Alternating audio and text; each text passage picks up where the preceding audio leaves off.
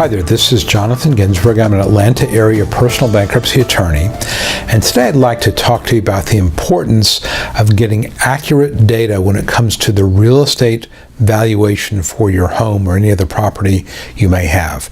When you file bankruptcy, you've got to disclose any property that you own, and let's specifically talk about real estate, real property.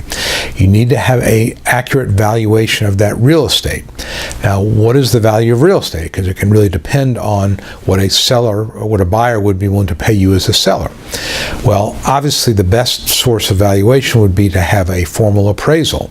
Although again, even those appraisals can vary. So what I tell my clients to do is to call at least one, maybe two real estate agents, have them come by, do a drive-by appraisal, maybe pull some comparables in the neighborhood to give you an idea what the property is worth.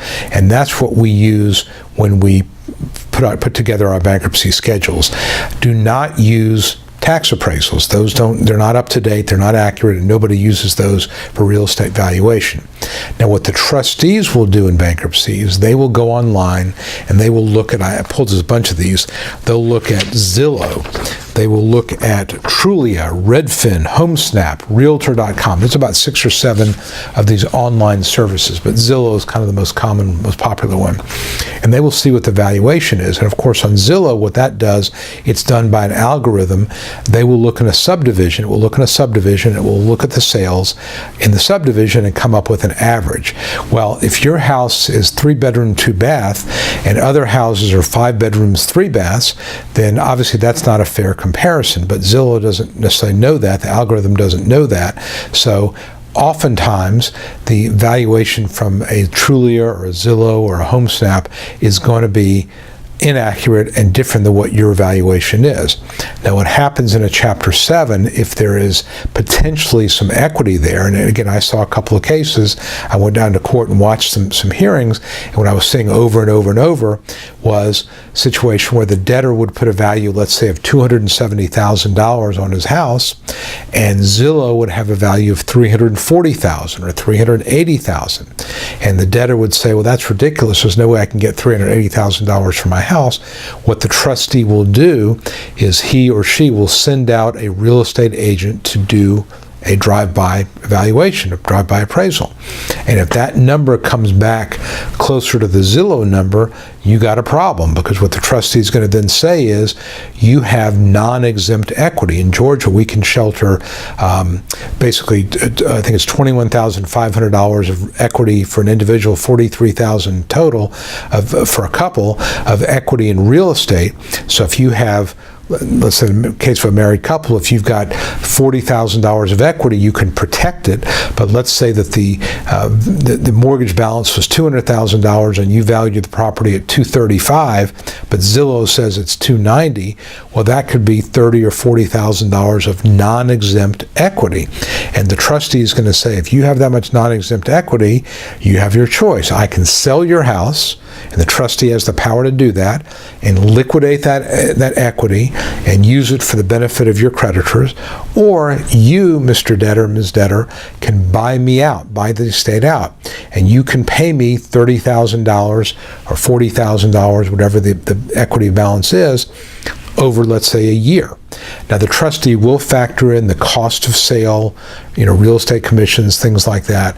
But still, if there's a lot of equity left over and it's not exempt, you cannot find an exemption to cover it, you've used all your exemptions up, then you may have to buy the trustee out of his interest or possibly convert it to a Chapter 13, neither of which is a particularly great option in many cases.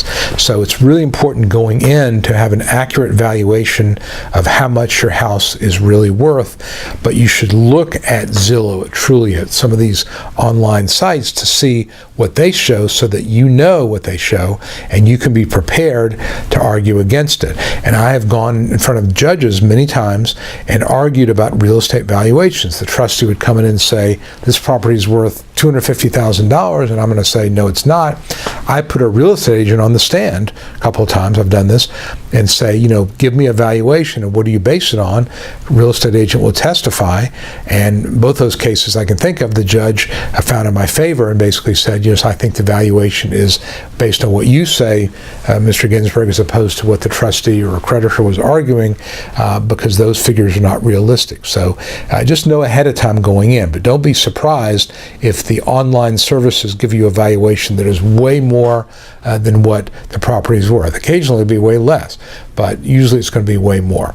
So those are just some things to be aware of, and knowing your property valuation and being prepared for a possible problem if the valuation should come in a lot higher than expected. So I hope you found this helpful.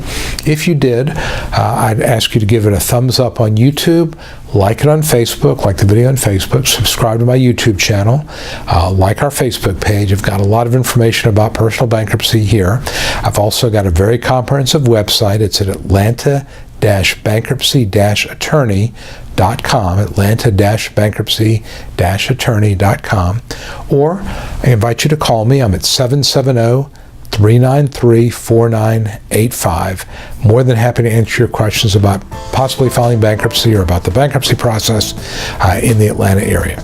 My name again is Jonathan Ginsburg, and I look forward to talking to you soon. Thanks a lot. Hi, this is Jonathan, and I hope you found this video helpful. I'd like to invite you to download my free Debt Destroyer Survival Kit right now.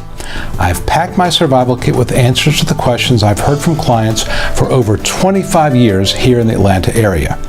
Inside the survival kit, you'll find clear, easy to understand answers to critical topics about how to solve debt problems once and for all, including how do I protect my stuff, my house, car, and personal property if I file for bankruptcy?